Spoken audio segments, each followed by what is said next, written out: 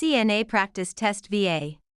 Question 1. A resident with Alzheimer's disease is wandering the halls. What should the CNA do? Lock the resident in their room. Tell the resident they are being naughty. Gently redirect the resident to a safe area or activity. Tie the resident to a chair. Redirection is a safe and effective technique for managing wandering behavior in dementia patients.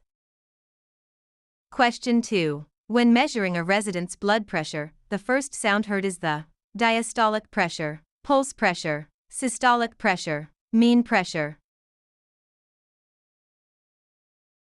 The systolic pressure is the top number and represents the pressure when the heart contracts. Question 3. What should a CNA do before entering a resident's room? Walk right in. Knock and wait for permission to enter. Call out the resident's name from the hall. Check the resident's chart. Knocking is a matter of respect and privacy for the resident's home. Question 4. Which of the following is a sign of dehydration? Clear, pale yellow urine. Moist skin. Dark, concentrated urine. Increased appetite. Dark, strong-smelling urine and low output are classic signs of dehydration. Question 5. When a resident is on a bladder training program, the CNA should restrict the resident's fluid intake. Take the resident to the bathroom on a scheduled basis. Tell the resident to hold it as long as possible. Always keep a catheter in place.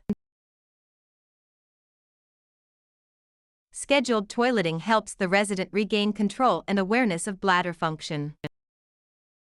Question 6. When should standard precautions be used? Only for residents with known infections. Only when the resident is coughing. For every resident at all times. Only when the nurse tells you to. Standard precautions are designed for use with all patients to reduce the risk of transmission of pathogens. Question 7. A resident is having a seizure. What is the CNA's priority? Place a spoon in the resident's mouth. Hold the resident down to stop the shaking. Protect the resident from injury and clear the area. Run out of the room to find help. Safety is key. Protect the head and clear objects away. Never put anything in their mouth or restrain them. Question 8. An ombudsman is someone who provides medical care to residents, advocates for the rights of residents in long-term care, manages the facility's budget, inspects the kitchen for safety. An ombudsman is an official advocate who helps resolve complaints and protect resident rights.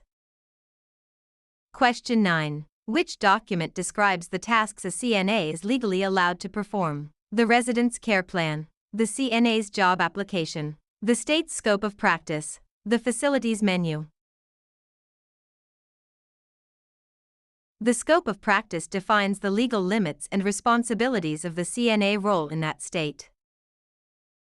Question 10. If a CNA sees another staff member hitting a resident, what is the first action to take? Call the police immediately. Stop the abuse and ensure the resident is safe. Report it at the end of the shift. Ignore it if it doesn't happen again. Safety is the priority. The CNA must intervene to stop the abuse immediately.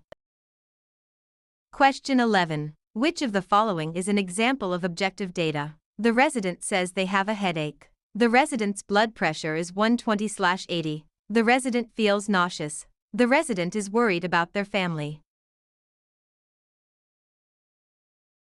Objective data is observable and measurable information, such as vital signs. Question 12. What is the most effective way to prevent the spread of infection? Wearing gloves at all times. Washing hands frequently. Using antibacterial spray on everything. Keeping all residents in their rooms. Hand washing is the single most important practice in preventing the spread of infection. Question 13. What is a common sign of a urinary tract infection, UTI, in an elderly resident? Sudden confusion, increased appetite, better sleep, improved mobility. In the elderly, UTIs often present with cognitive changes or delirium rather than just physical symptoms. Question 14. A resident is choking and cannot speak or breathe. What should the CNA do? Perform the Heimlich maneuver, abdominal thrusts. Offer the resident a glass of water. Wait for the nurse to arrive. Hit the resident on the back. Abdominal thrusts are the standard emergency procedure for a conscious person with a complete airway obstruction. Question 15. Which of the following should be reported to the nurse immediately during a bed bath? The resident is tired. A new red area on the resident's tailbone. The resident wants to wear a blue shirt. The resident is talkative. New skin breakdown or redness over a bony prominence is a sign of a potential pressure ulcer and must be reported immediately. Question 16. When dressing a resident with a weak right arm, which arm should be dressed first? The left arm, the right arm, both arms at the same time. It doesn't matter. When dressing, always start with the weak or affected side first. Dress affected/weak.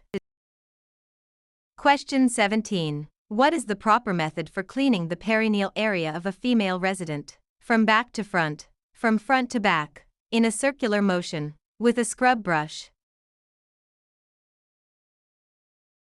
Cleaning from front to back, cleanest to dirtiest, prevents the spread of bacteria from the anal area to the urethra.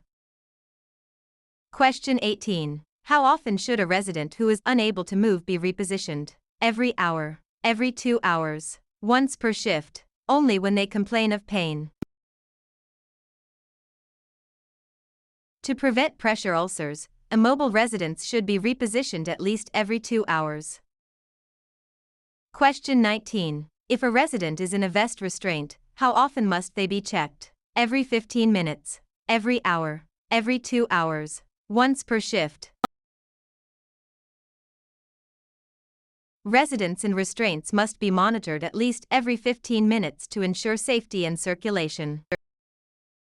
Question 20. A resident is nearing the end of life. What is the CNA's primary role? To encourage the resident to eat a large meal, to provide comfort and emotional support, to discuss medical treatments with the family, to ignore the resident since they are dying.